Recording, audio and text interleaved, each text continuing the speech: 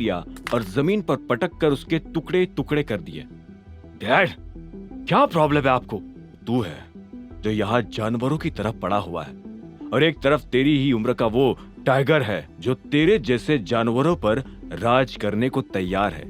उस आदमी ने लड़के का टी शर्ट जकड़ते हुए कहा। टाइगर? हाँ, टाइगर लौट आया है वो, और इस बार ये अफवाह नहीं है। टाइगर के लौट आ जाने की बात सुनते ही उस लड़के के पैरों तले जमीन खिसक गई। वही उसके पिता दिक्पाल छिंगावत अपने बेटे की ओर देखकर उससे सारी उम्मीदें छोड़ते जा रहे थे। दिक्पाल छिंगावत ने फटकारते हुए अपने बेटे को यह बता दिया था कि उनका कॉम्पिटिटर टाइगर लौट आया है। ये सुनकर उसके बेटे की धड़कनें तेज हो चुकी थी। और डैड, टाइगर अचानक से कैसे और कहां से आ गया? इतने सालों तक कहां था फिर वो? अपने बेटे का सवाल सुनते ही दिक्पाल ने जेब से फोन निकाल लिया। जहां भी था, लेकिन जरूर ही तेरी तरह इन फालतू चीजों में अपना टाइम बर्बाद नहीं कर रहा था। ये फोटो देख। दिक्पाल ने अपने फोन में उसे वो फोटो दिखाई जो ईशांत लेकर आया था। उस फोटो को देखकर उसके बेटे को भी अंदाजा हो गया था कि टाइगर उनके लिए कितना बड़ा खतरा था। अब वो नर्वस होकर अपने बेड पर सीधा बैठ गया और कुछ सोचने लगा। उसके पास में दिक्पाल भी आकर बैठ गया और उसने उसके कंधे पर हाथ रखते हुए कहा, देख बेटा, तूने वीडियो गेम खेल खेल कर बहुत मौज ले ली है, पर अब सीरियस हो जा, क्योंकि अब असली गेम शुरू हो गया है। अपने पिता की बात सुनकर उस लड़के ने धीरे से उनकी ओर देखा और थोड़ा डरते हुए अपना सिर हिलाया। उसे समझ आ गया था कि वो अब ऐसी जंग में था जिसके लिए उसने कभी तैयारी भी नहीं करी थी। दूसरी ओर गाड़ी में चाहत के सवाल खत्म नहीं हो पा रहे थे। तुम्हारे एब्स है क्या अभिनव? एब नहीं, एब्स, 6 पैक एब्स, जैसे फिल्मों में हीरो के होते हैं। है पर दिखते नहीं है। अभिनव को उसका ये सवाल थोड़ा अजीब लगा। चाहत भी जवाब सुनकर हंस पड़ी और बोली, इसका मतलब नहीं है ना? अभिनव भी हंसकर बोल पड़ा, तुम जैसा समझो। कुछ सेकंड्स की चुप्पी के बाद चाहत ने अभिनव के सामने एक प्रपोजल रख दिया। कहो तो इस वीक से दोनों जिम ज्वाइन कर लेते हैं।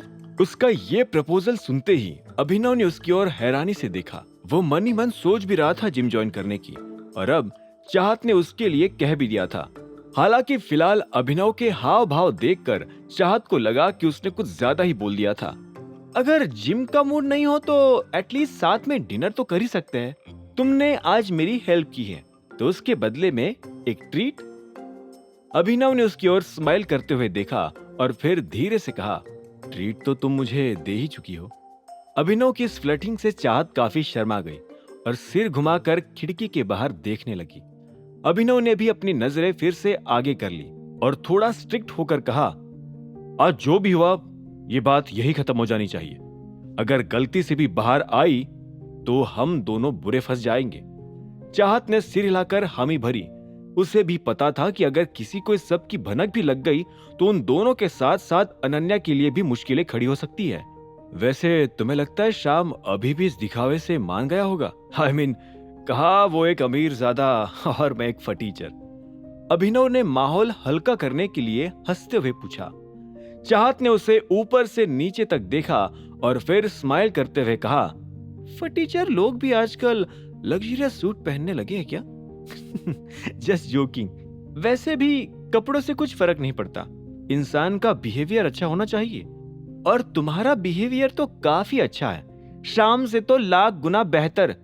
अभिनव को चाहत की इस बात में कई मतलब दिखाई दे रहे थे, इसीलिए वो समझ नहीं पाया कि कैसे रिएक्ट करे। कुछ सेकंड्स तक शांत रहने के बाद ही फिर उसने धीरे से जवाब दिया, काश अनन्या भी मेरे लिए ऐसा ही सोचने लगे, प्रॉब्लम्स वैसे ही कम हो जाएंगे।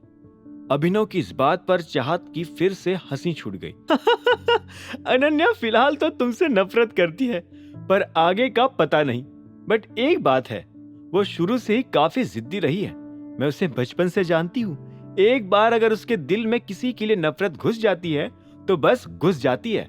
और फिर तुमने तो उसके साथ जो किया, I mean, तुम दोनों के बीच जो हुआ, उसके बाद तो। इससे पहले कि चाहत अपनी बात पूरी कर पाती, अभिनव ने बीच में कहा, उस रात हम दोनों के बीच कुछ नहीं हुआ था। ये सुनते ही चाहत हैरानी से अभिनव को देखने लगी। आगे की कहानी जानने के लिए देखें अगला एपिसोड सिर्फ पॉकेट एफएम के यूट्यूब चैनल पर, और द रिटर्न ऑफ टाइगर के सारे एपिसोड्स को सुनने के लिए डिस्क्रिप्शन में दी लिंक से डाउनलोड करें पॉकेट एफएम ऐप।